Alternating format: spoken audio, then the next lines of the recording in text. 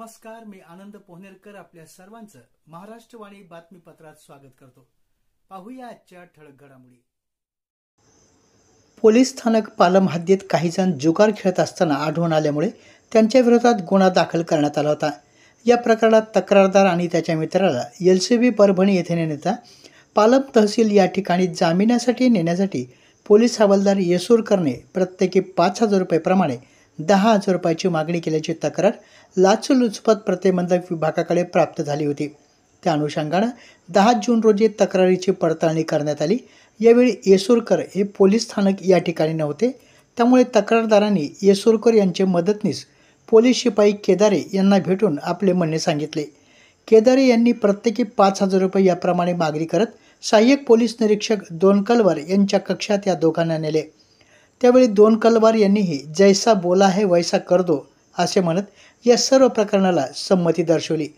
12 जून रोजी लाचलुचपत प्रतिबंधक विभागाने तक्रारदार आणि त्याच्या मित्राला या ठिकाणी पाठविले। यावेळी पोलीस हवालदार राजेश येसूरकर यांनी 10,000 रुपये तक्रारदार आणि त्याच्या मित्रासमक्ष स्वीकारले। यावेळी पोलीस शिपाई केदारे आणि सहाय्यक पोलीस निरीक्षक दोनकलवार यांना ताब्यात घेण्यात आले। या प्रकरणी सहाय्यक पोलीस निरीक्षक सतीश दोनकलवार, राजेश येसूरकर आणि अशोक केदारे यांच्या विरोधात पालम पोलीस स्थानक या ठिकाणी गुन्ह्याची नोंद करण्यात आली आहे।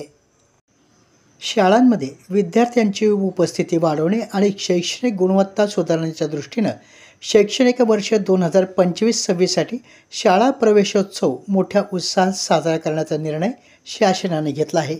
या वर्षीच्या शैक्षणिक वर्षाची सुरुवात दिनांक 16 जून 2025 पासून होणार आहे। या निमित्ताने पहिली आणि दुसऱ्या दिवशी खास स्वागत समारंभाचे आयोजन केले जाणार आहे।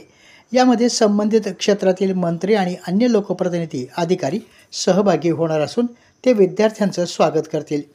गुणवत्तापूर्ण शिक्षणासाठी यावर्षी दत्तक शाळा योजना राबविण्यात येणार आहे। जिल्ह्यातील 50 पेक्षा जास्त पट असलेल्या शाळा शासकीय अधिकाऱ्यांनी दत्तक घ्यायच्या आहेत। या शाळांना वर्ग 1 आणि वर्ग 2चे अधिकारी वर्षभर भेट देतील। शाळेतील शैक्षणिक गुणवत्ता, भौतिक सुविधा, विद्यार्थ्यांच्या गरजांची माहिती घेऊन त्यावर उपाययोजना करतील। या शाळा भेटीचे नियमित अहवाल संबंधित अधिकाऱ्यांनी सादर करणं अनिवार्य आहे। स्थानिक स्वराज्य संस्थांच्या शाळांमध्ये विद्यार्थ्यांची संख्या वाढविण्यासाठी शासनाने विशेष प्रचार मोहिमेचं आयोजन केलं आहे। पालकांना शाळांमध्ये उपलब्ध सुविधा, शिष्यवृत्ती योजना आणि उपक्रमांची माहिती दिली जाणार आहे। प्रमुख भर इयत्ता पहिलीच्या प्रवेशात वाढ करण्यावर असेल। यासाठी शाळा, तालुका आणि जिल्हा पातळीवर विशेष प्रयत्न करण्यात येणार आहेत।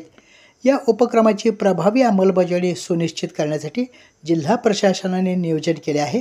संबंधित अधिकारी, शाळा प्रशासन हे समन्वयाने हे कार्य यशस्वी करणार असल्याचे शिक्षणाधिकारी प्राथमिक सुनील पोलस यांनी कळवलं आहे।